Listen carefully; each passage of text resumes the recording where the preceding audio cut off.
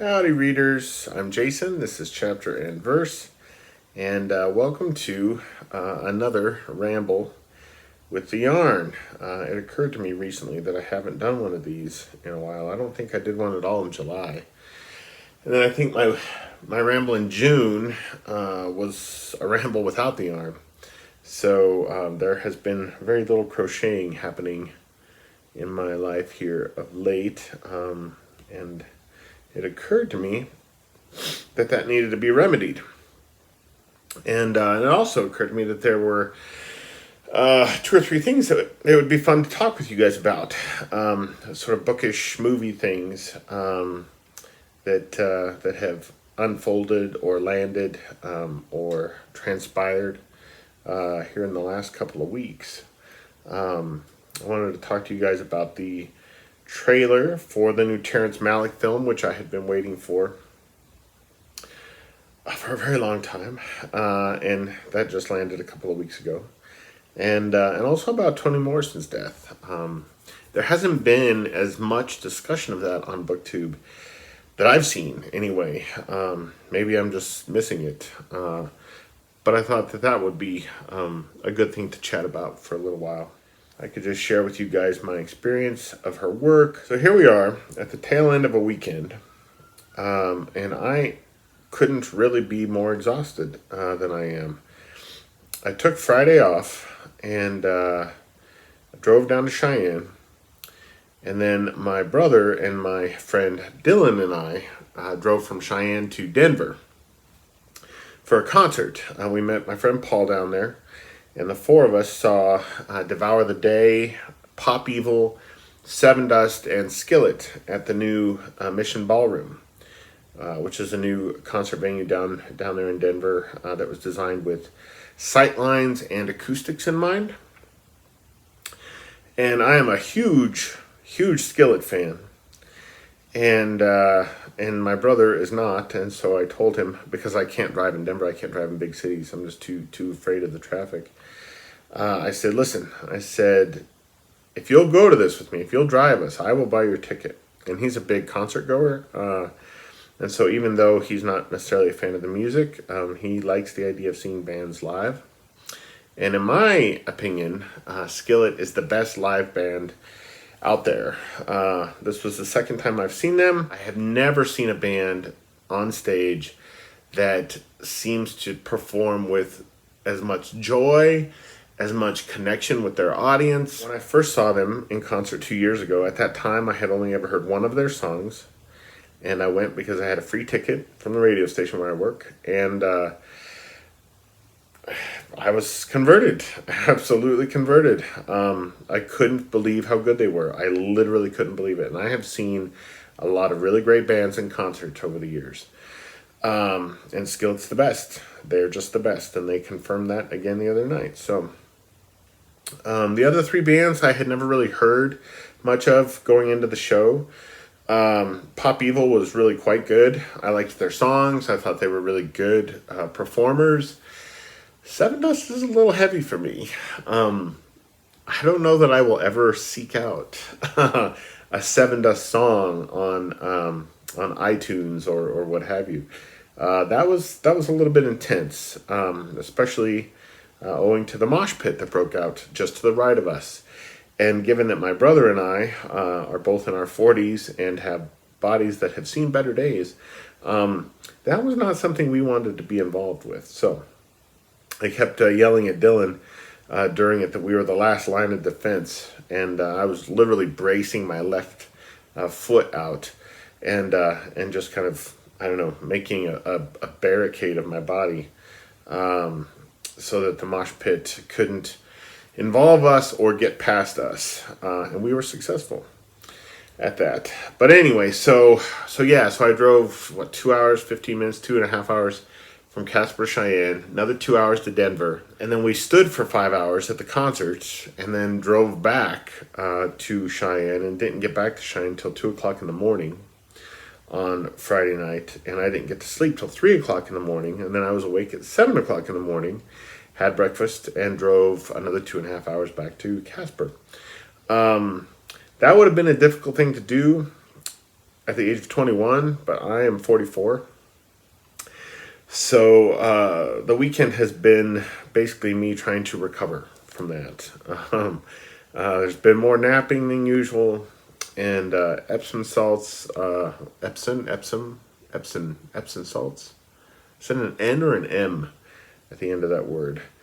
Have done some measure of good on my feet, which has been helpful. But that's how my weekend started. It was glorious, but it was exhausting. And so here is how my weekend is ending, with me crocheting and chatting with you. Now, to the Terrence Malick film and to Toni Morrison. So Terrence Malick's new film is called A Hidden Life, and it takes its title, apparently, from a passage from George Eliot's Middlemarch. It had been called Radegund. I hope I'm pronouncing that correctly. But that's a village in Austria where the main character lived. So this new movie, A Hidden Life, is based on the true story of a conscientious objector during World War II named Franz Jägerstätter. He was a farmer, he was married, he had children, and he refused to fight for Hitler. And he was arrested and he was executed by the Nazis. And Malick has been working on the film for a very long time. He shot the film 2.5, 3 years ago, has been editing it for the last couple of years. This is really just how he works. I have come to expect that over the years and get as used to it as I can. But I've been very impatient for the movie. It debuted at the Cannes Film Festival earlier this year. Got really, really great reviews, which was nice, because Malick's last 3 feature films have been less than special. So I've been super excited for it. Fox Searchlight bought the distribution rights in a bidding war for a reported $12 to $14 million. And it's going to be coming out here in the States in December. And I've just been waiting since May for a trailer. The trailer landed a couple of weeks ago. I watched it on my lunch break. I saw that it had landed on my lunch break, watched it on my lunch break on my phone. And it made me cry. It made me sob, actually. And it's only the second movie trailer that has ever made me cry. The first was The English Patient back in 1996. But if you haven't watched the trailer for A Hidden Life yet, I will link to it in the description box below. And I highly recommend that you do. It looks so beautiful. I don't know, one of the things that I find most fascinating about how assured it actually looks is that Malick has almost a completely different crew this time around. Maybe a completely different crew this time around. For years now, right? Emmanuel Lubezki has been his cinematographer of choice. And that's not the case with this one. I think that he's using a different costume designer than he ordinarily uses. Maybe a different production designer, different editors. And I'm not sure, I don't know, if he felt like he needed to kind of shake himself out of this pattern of filmmaking, or this particular experiment of filmmaking that he had been in from To the Wonder through Song to Song. Song to Song is not a good movie at all. But whatever he did in shaking up his own artistic dugout, if you will, to use a baseball analogy, seems to have worked. And I, for one, can't wait to see a new film from Terrence Malick that is getting such praise and that is on such an important issue and addresses such important themes. Many critics have called it Malick's most explicitly religious film, which does my heart good, because it's one of the reasons why I love Malick so much, is that he is a filmmaker of faith, and he understands that religion and faith, if they're going to be explored in art, they need to be explored responsibly, and they need to be explored thoughtfully, and with real weight and with real heft, which is something that the filmmakers, quote unquote, behind these just terrible productions like God's Not Dead and Left Behind, those people have no understanding of that whatsoever. Those movies are embarrassments to the religions that they're claiming to represent. Malick's films, on the other hand, are mysterious and exalting and classics in the making. So anyhow, I will put the link to the trailer for Hidden Life down below for you guys to check out. And then on to Toni Morrison. I found out about her death at work. Ordinarily, I'm going to see these things in my news feed before anybody tells me about them in this world that we live in today where everything is so interconnected and so instant. But my coworker saw the news just a couple of minutes before I would have seen the news and let me know. It wasn't a tremendous shock. She seemed to have been in bad health, increasingly bad health for some time now.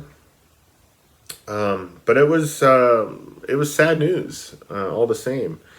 She was and remains a titan, I think, of American letters.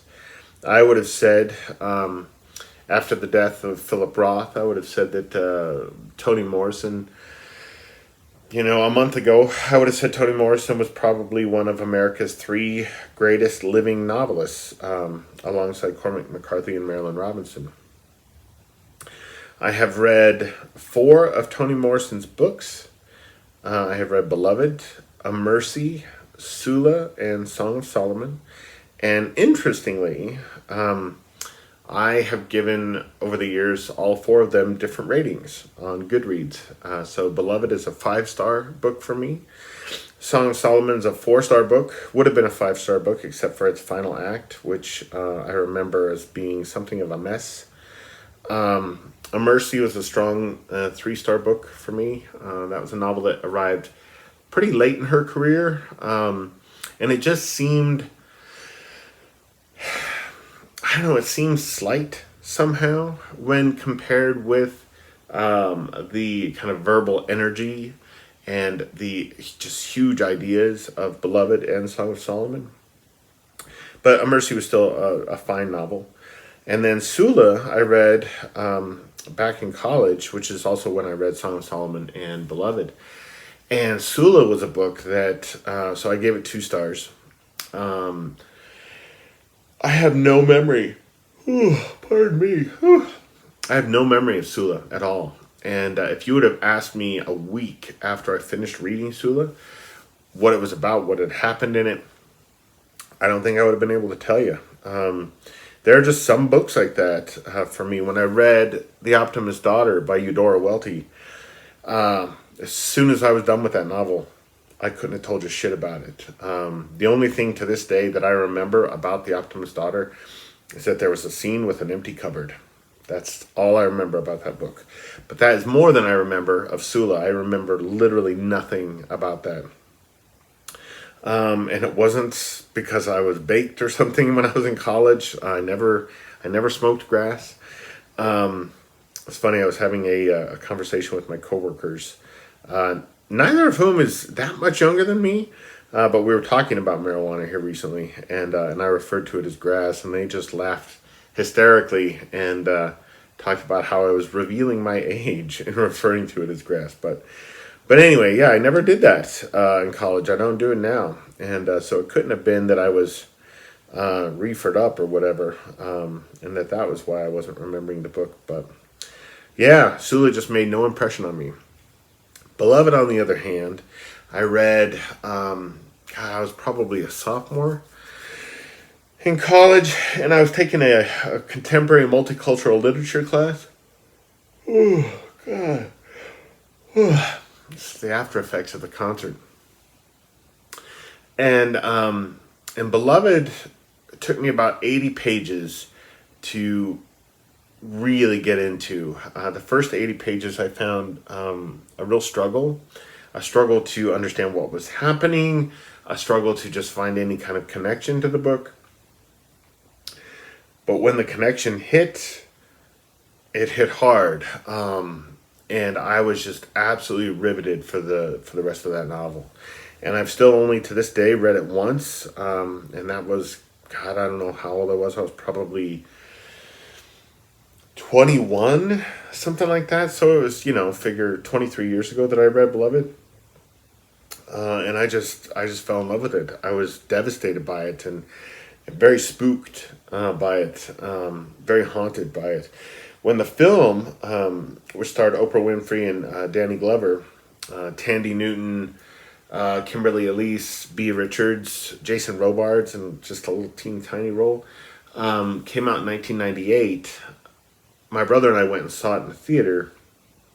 I was a big fan of Jonathan Demme's from The Silence of the Lambs, so I was really curious to see what he would do with the book. And I thought the film was extraordinary. It got really mixed reception, I feel like. The critics weren't as warm to it as I expected them to be. Its box office totals were really lukewarm as well. I never really understood that.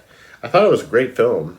And I thought it was a worthy adaptation of what, I mean, is just frankly just a legendary novel. So if any of you have also seen the adaptation of Beloved, let me know in the comments what you thought of it. If you thought it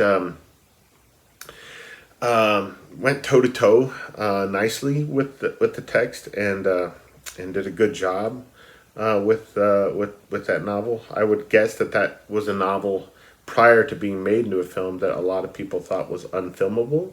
Other examples of that have been The English Patient, Unbearable Lightness of Being.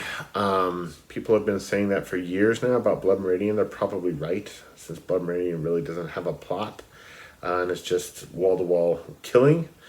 I can't imagine 2 hours of that. That would be difficult to sit through, but I am curious to see Blood Meridian done. I think in the hands of the right director, it could work. Yeah, because if you can take a novel of ideas like The Unbearable Lightness of Being, for instance, and turn it into one of my favorite movies of all time, I don't really think that there's such a thing as an unfilmable novel in the right hands. And I think Jonathan Demme was the right director to take on that project. I thought he did a hell of a job. But that's been my experience of Toni Morrison. Yeah, she was a hell of a writer, just a hell of a writer. I've long wanted to read jazz. If I remember right, I think I read an interview with her once, and she thought that jazz was her best book. And so I don't take that lightly. Whenever an author thinks X, Y, or Z is his or her best book, that's something to really pay attention to. I think, if I remember correctly, Jane Austen was of the view that Mansfield Park was her best book, which makes me wonder why more people don't think that Mansfield Park is, say, better than Pride and Prejudice or Emma or Persuasion. For instance, I haven't read Mansfield Park, but when I do, I'm going to read it keeping that in mind, that Jane Austen herself really, really loved it. And when I read jazz, same thing. I'm going to keep in mind the fact that Toni Morrison thought this was the high watermark of her art. And we'll see. Yeah, we'll see what it does to my reading of the book, and if I can tell that it's doing something to my reading of the book. But anyhow, that was my ramble for August. Look for a video here in the next few days on David Lowery's film A Ghost Story for my Mortality project, and then we've got ShakeTube coming up, which I'm super excited for. There's nothing like spending a month in the company of the greatest playwright in the history of the English language, maybe the greatest writer in the history of the English language. So I hope your weekend was less tiring than mine, but I hope you had as much fun doing something as I had. Absolutely rocking out to Skillet. They did not play my favorite song of theirs, Rebirthing, which was upsetting, but their performance of Awake and Alive, they were just feeling that song that night, and we were probably the equivalent of 3 or 4 rows back, and I was so into that performance of that song, and was singing it so loudly, shouting it really at the top of my lungs for the whole thing, that I just strained all the muscles in my neck.